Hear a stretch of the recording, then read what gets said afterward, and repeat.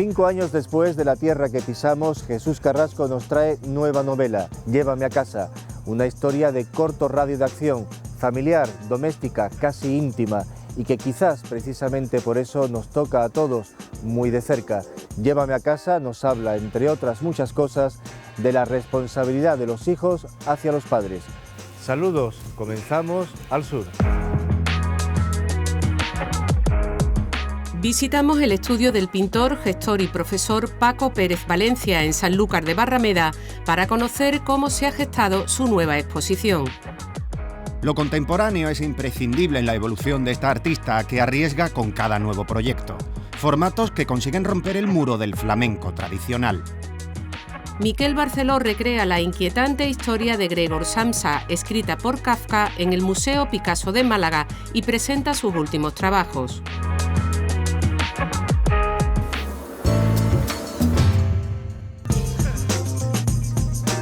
Una casa es el escenario principal de la nueva novela de Jesús Carrasco, Llévame a casa. La casa como territorio físico, pero también metafórico, como lugar de disputas familiares, de recuerdos, de huidas y reencuentros. La casa a la que el protagonista debe volver para cuidar a su madre. Sin adjetivos, casi sin diálogos y por supuesto sin moralejas, Jesús Carrasco tiene otros muchos argumentos para atraparnos en su historia.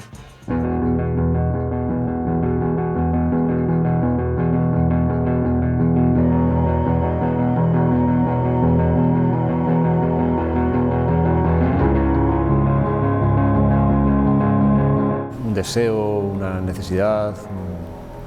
Hay un imperativo en la expresión, en el titular, pero no es imperativo su deseo. No es te obligo, te ordeno que me lleves a casa, ¿no? Es más bien acompáñame. Te sugiero que estés a mi lado y que me acompañes en el camino de vuelta a casa, ¿no? Esa sería un poco la idea del título. Y esa casa es una casa metafórica y es una casa real, en cierto modo también, ¿no? No solamente como lugar físico en el que suceden las cosas, sino también como espacio de protección, de cuidado, recipiente para el amor, para la disputa también, para la convivencia entre generaciones.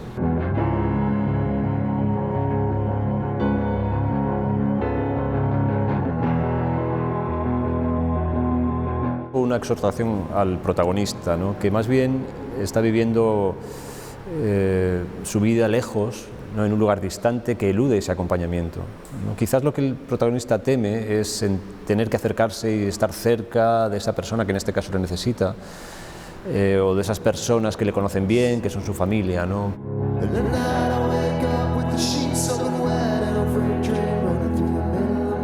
Lo que ha puesto de manifiesto la pandemia es una responsabilidad social, ¿no? Cómo la sociedad se hace cargo o acompaña a esos mayores en un momento que suele ser un momento de dependencia.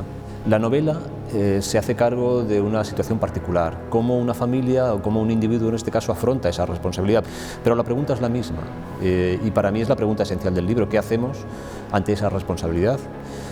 Sobre todo porque esa responsabilidad es ineludible, y para mí esto es lo relevante del asunto.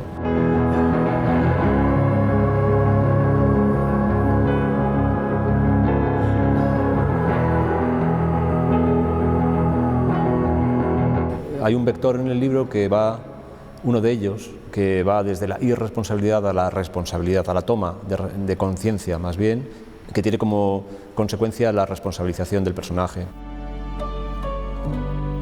Por ejemplo, de quién limpia el polvo en la casa. Él regresa a su casa en las primeras páginas después de varios años fuera y se da cuenta de que el polvo se ha sentado en los muebles de su cuarto, ¿no? Es consciente de ese polvo y a través de ese polvo es consciente de que alguien limpiaba los muebles, de modo que su madre emerge, su madre aparece ya como un personaje. Entonces esa responsabilidad comienza con esa percepción.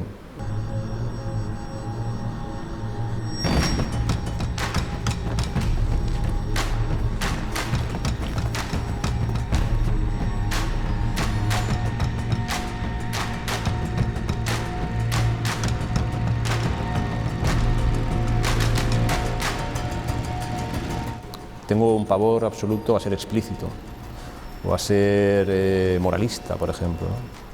Entonces me cuido mucho de emplear adjetivos que describan emociones. ¿Cómo resuelvo esa incógnita o esa ecuación? Bueno, pues hablando de lo que sucede alrededor de los personajes y de sus emociones. Y me sirvo de objetos y me sirvo de paisajes para que hablen por los personajes o sobre todo para que sugieran al lector qué es lo que el personaje está sintiendo y también para que cumplan otra función. Y es que le abran al lector una ventana, un hueco en el que el lector pueda él o ella colocar su propia emoción. Entonces yo puedo presentarle una esquina rota de una mesa, un vaso de nocilla que fue de nocilla y que ahora es de beber, y le estoy hablando de una genealogía familiar, del paso del tiempo, de una identidad, y le estoy invitando a que encuentre su propio vaso de nocilla en su propio ideario, en su propio imaginario, y que vea cuál es la emoción que se corresponde con ese vaso de nocilla, ¿no?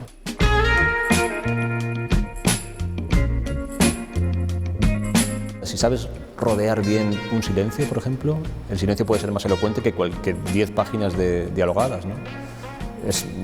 Bueno, hay que saber, hay que trabajárselo para que eso sea así. Yo siempre prefiero esa vía. Entonces, es cierto que en mis novelas los diálogos son escasos y ese es el motivo fundamental.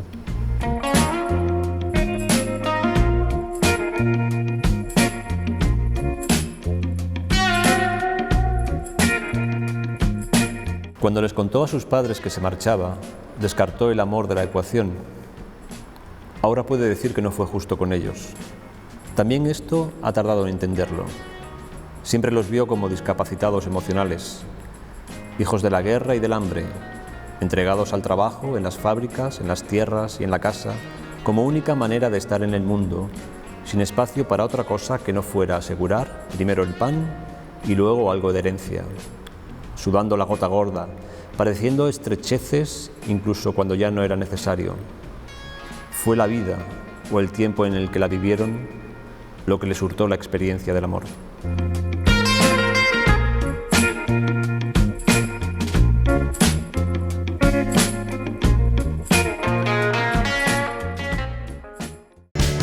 Life can be so fair, let it go on along.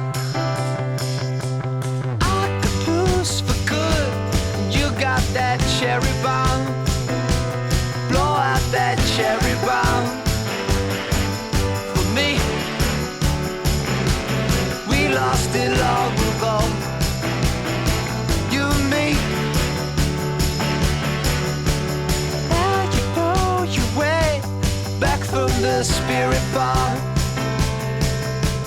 Brush your teeth for bed, blow out that cherry bomb. Blow out that cherry bomb. For me, you got to know it's on your sleeve. Know it's on your sleeve. Know it's on your sleeve.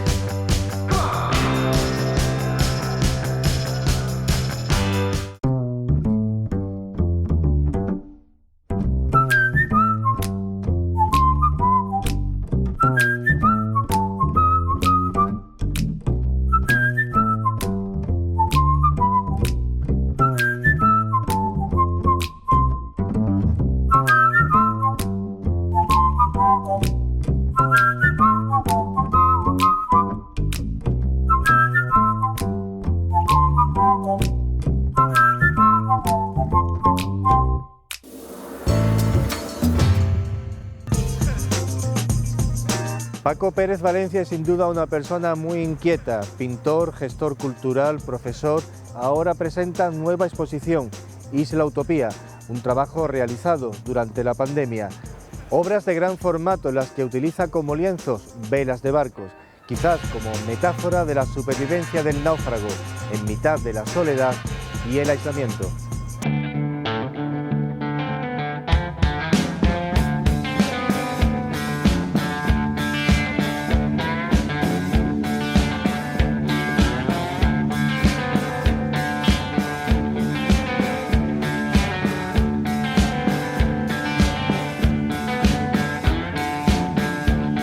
Veo este estudio de trabajo y eres ecléctico, diverso, tienes aquí hasta Toy Story, figuras de... Esos son los juguetes de mi hijo que cuando han dejado de ser parte de su mundo porque ya se ha hecho mayor siguen formando parte del mío. Esto es una cueva, Juan.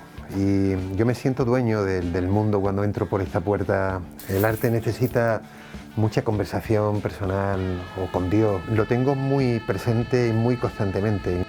Yo una de las cosas que me estoy dando cuenta es que me está faltando en la vida lentitud, porque a mí me gusta mucho lo que hago, a mí me gusta mucho mi trabajo.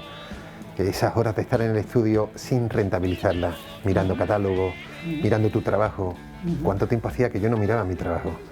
He aprendido a que cada detalle, por muy insignificante que sea, forma parte de una constelación preciosa que se ha creado para mí. Te lo digo con verdadero sentimiento agradecido, ¿eh? Cualquier cosa, yo podría llevarme la vida mirando una maceta. Si soy como soy, festivo ante la vida, agradecido ante la vida, es porque también soy muy consciente de cómo es el mundo al que pertenezco.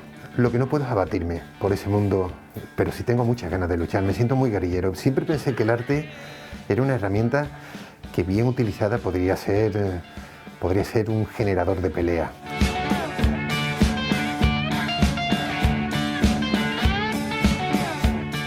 Una de las cosas más difíciles de mi vida ha sido hacer de equilibrista en una frontera invisible entre el creador, el intermediario, el productor. He estado en el mundo del arte casi en todas sus aristas. Si el artista supiera el potencial que tiene el propio trabajo, más allá de sí mismo, el hecho de cambio y transformación que se da es tremenda. Y no lo saben. No lo saben, porque si lo supieran estarían llenando los másteres de montajes, de exposiciones. Bueno, el comisario es una figura que desde los 80 aparece y se convierte en la gran vedette.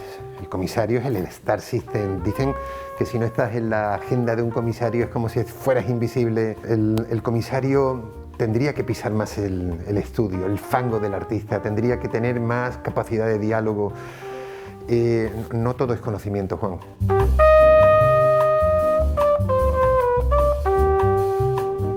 Tengo muy claro que todo depende de una cosa, y no es ni dinero, ni siquiera de la gestión del tiempo, ni de recursos, ni de trabajo.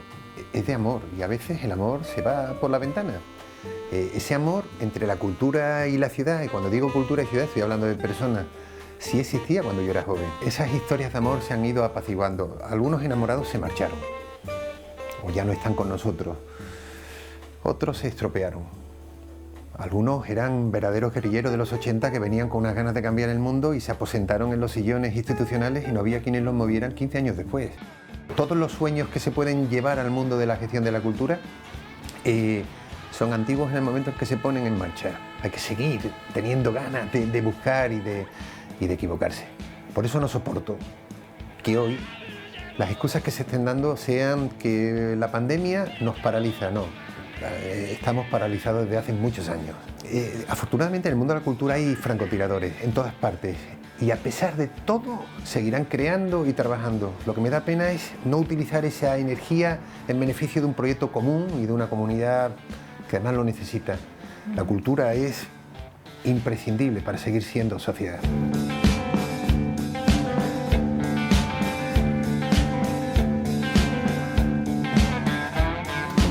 Eso que llamamos objeto artístico, que no arte, es el producto residual de un proceso maravilloso que jamás conseguirán contar todas las universidades del mundo, todos los críticos del mundo, todos los comisarios del mundo, todos los artistas del mundo. No sabemos lo que el mundo no nos ha permitido disfrutar y valorar. Si yo consigo hacer ver a un hombre o mujer con responsabilidad en su territorio que pueda pensar como un artista, amar como un artista sin garantías, sin condiciones, ostras, pienso que el mundo podría ser muy chulo. Pero no soy un iluso, Juan, se vende muy poco, pero el muy poco es tan gratificante. No hay que ganar más dinero, hay que trabajar más a gusto. Is it getting better? Or do you feel the same? Me obsesiona la huella y me digo todos los días como un rezo, uno solo, Paco. Uno solo de los seres que te has encontrado por el camino y que haya visto transformada su vida, pues con una pintura o con una charla o con una conversación. Porque lo que tengo muy claro es que cuando doy clases soy pintor, cuando doy una conferencia soy pintor, cuando hago un proyecto expositivo o una museografía o una comisaría soy pintor. Y a la pintura debo mi vida.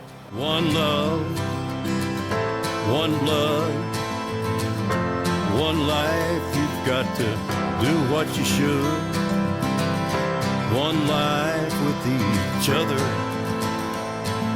sisters, brothers. One life, but we're not the same. We get to carry each other.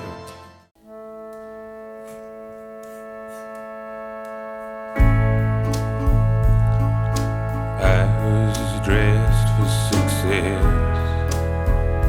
but success it never come. And I'm the only one who laughs at your jokes when they are so bad. And your jokes are always bad, but they're not as bad as this. Come join us in a prayer. We'll be waiting where everything's ending here.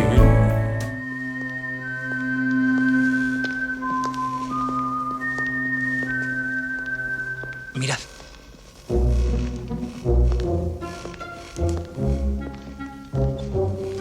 Al rojo vivo. Amontonamiento simétrico de libros, igual que en la turbulencia masiva de Filadelfia de 1947. Tienes razón. Ningún ser humano amontonaría los libros así.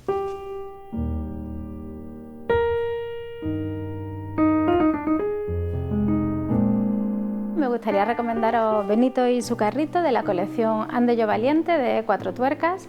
Es una colección que ha apostado por la ecoeducación y a mí me parece muy importante empezar por los niños y educarlos en los hábitos del cuidado, que tanta falta le va a hacer cuando sean mayores.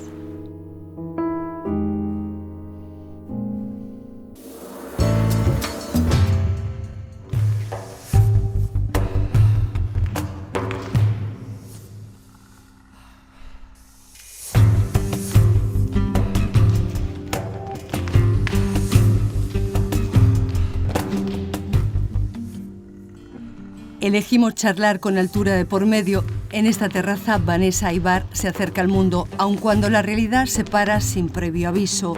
En estos largos meses, su trabajo está siendo igual de productivo que enriquecedor. Con los años, esta artista ha conseguido desarrollar la capacidad de proporcionar a su cuerpo esas herramientas, ese lenguaje que necesita para poder mostrar lo que es en cada proyecto que habita.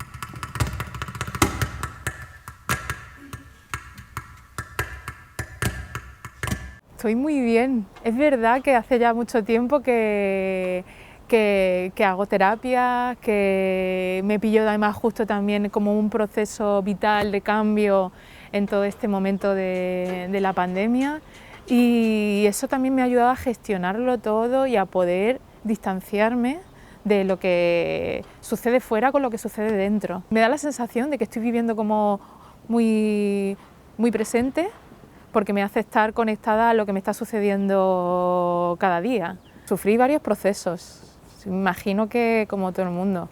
Al principio fue muy desolador, muy frustrante. Creía que había perdido, como si hubiera perdido mi momento, mi carrera se hubiera hundido en un día, ¿no?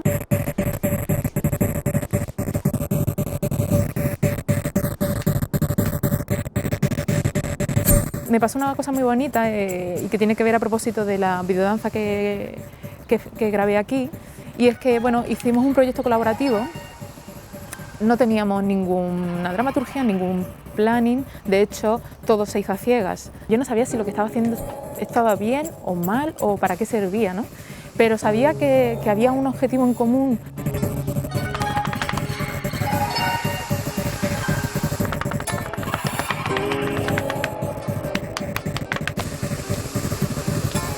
La fascinación que tengo por la estética y por sacar peculiaridades la tengo hace tiempo, y es cierto que me he dado cuenta y he reconocido que en perfilar ese tipo de formas puedo sacar realmente perfiles que son interiores míos. ¿Qué mujer soy o qué mujer quiero plantear? Es una cuestión de género en el escenario, y por otro lado también qué flamenco hago.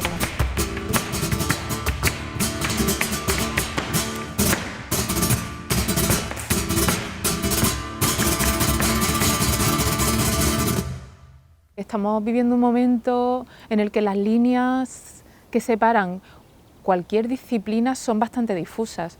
Creo mucho en la intuición. Es cierto que la intuición no aparece si no hay un trabajo previo que pueda sustentar y dar peso a todo ese trabajo. Yo funciono mucho también por imágenes, que de repente las voy viendo y es como, es que veo esta imagen y me viene como en un momento como muy evidente, ¿no? Entonces lo dibujo, lo apunto, pero sí confío mucho en ese background que se forma atrás.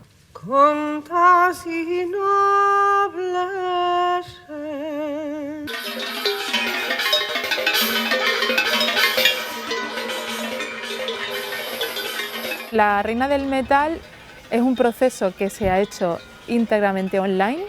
La creación ha sido maravillosa, ha sido también bastante experimental porque no sabíamos cómo se hacía esto, ¿no? Es verdad que mi compañero Enric Montfort, un pedazo de músico y además una persona muy sensible a la creación y a la creación en relación al cuerpo y a la danza.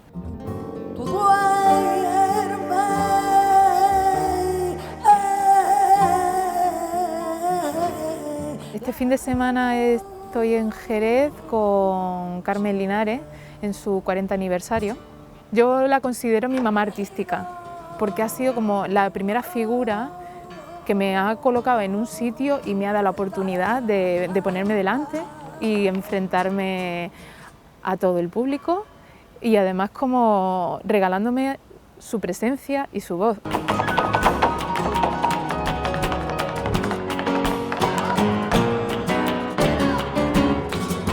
Se presenta un año muy bonito a nivel creativo. Como dice un amigo mío, ¿cuándo has estado tú mejor que ahora? ¿No?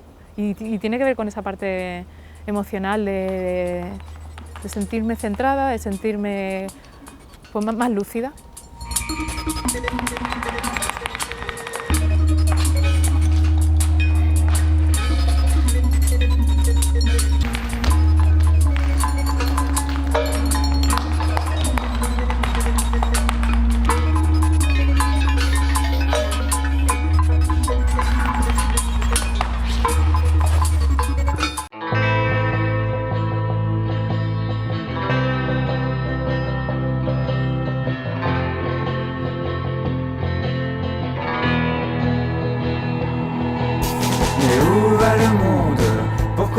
Je me demande si les filles et les garçons si cruels où sont mes vrais amis.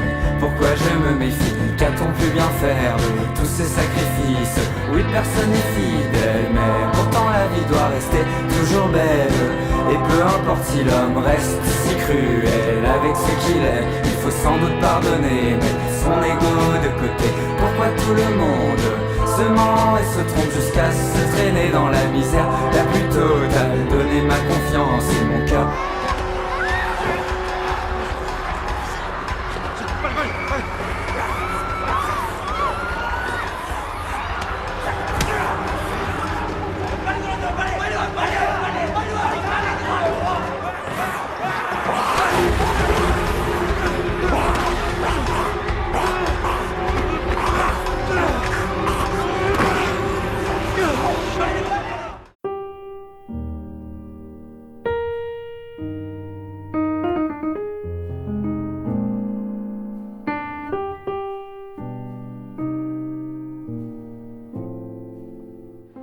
El libro que presentamos es Viaje al Sur de Juan Marsé, es su obra póstuma.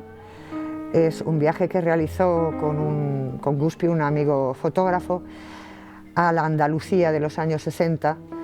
Recorría las provincias de Sevilla, a Cádiz y Málaga, mostrando aquellos aspectos de la realidad que no entraban en aquellos tiempos en el nodo ni en los informativos. Y lo iba a editar Ruedo Ibérico, que se acababa de crear en París. Por motivos políticos, financieros y de censura, este libro no consiguió ni que Ruedo Ibérico lo editara. Se acabó perdiendo el manuscrito y todo el material fotográfico, y la editorial Lumen conocía todo este proyecto y lo buscó y apareció en los archivos de Ámsterdam del propio Ruedo Ibérico y lo consiguió rescatar para que Juan Marsé dirigiera la edición y consiguiéramos ya tenerlo en nuestras manos.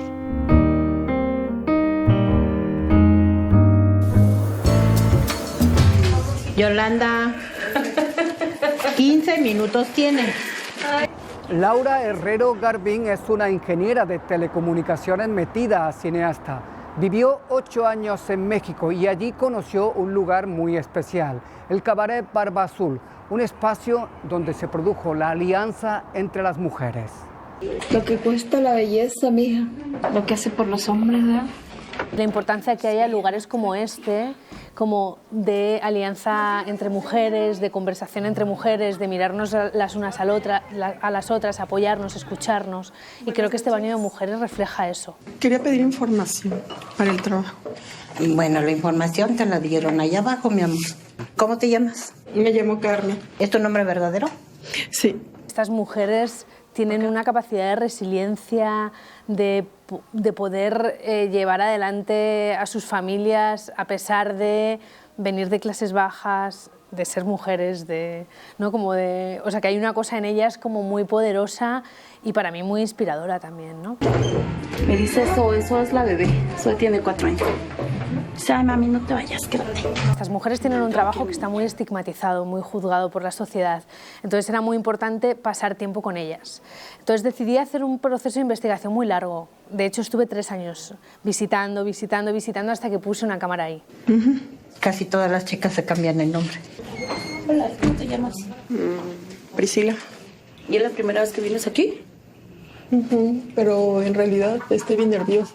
Yo llegué al Cabaret Barba Azul porque a mí me encanta bailar. Y en una de las idas al baño conocí a la mami. La mami me dio papel y fue un poco como borde conmigo, pero me acuerdo mucho que cuando estaba ahí por primera vez, la mami llegó, escuché a una de las chicas que llegó y dijo, mami, este cliente me acaba de pedir matrimonio, me encanta, yo me quiero casar con él. Y la mami le dijo, mi niña, vas muy tomada, quédate aquí tantito conmigo, este hombre no es de fiar. Todas las chicas que trabajan para que estemos bien. La película ayuda como a abrir la cabeza, ¿no? Y para mí hay algo como no hay una lucha más grande contra la moral que abrir la mente. Y al final encerrarte 85 minutos en este baño de mujeres de una esquina perdida de la Ciudad de México no va a hacer otra cosa que abrirte la cabeza y conocer un mundo diferente y como que aprendes un poco más, ¿no?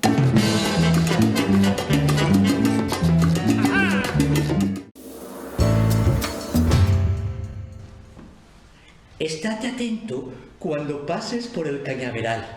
Y sobre todo, estate atento cuando pases por las arenas movedizas.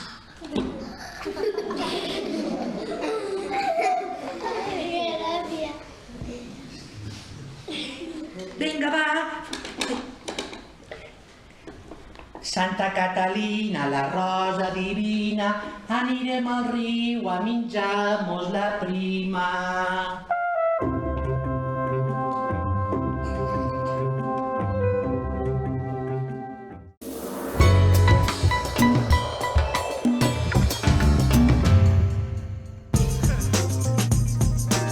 Cuenta Miquel Barceló que aún recuerda el impacto que, siendo adolescente, le causó la lectura de la Metamorfosis de Kafka. Aquellas sensaciones las ha mostrado ahora en las acuarelas con las que ilustra una nueva edición de la inquietante historia de Gregor Samsa. Y de esta obra toma además el título para su nueva exposición, porque dice que su mundo creativo está en constante mutación. Con Miquel Barceló nos vamos. Hasta la semana que viene.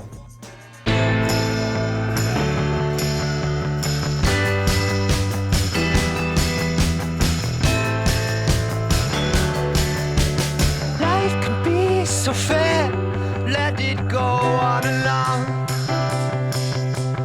Octopus for good, you got that cherry bomb. Blow out that cherry bomb. For me, we lost it long ago.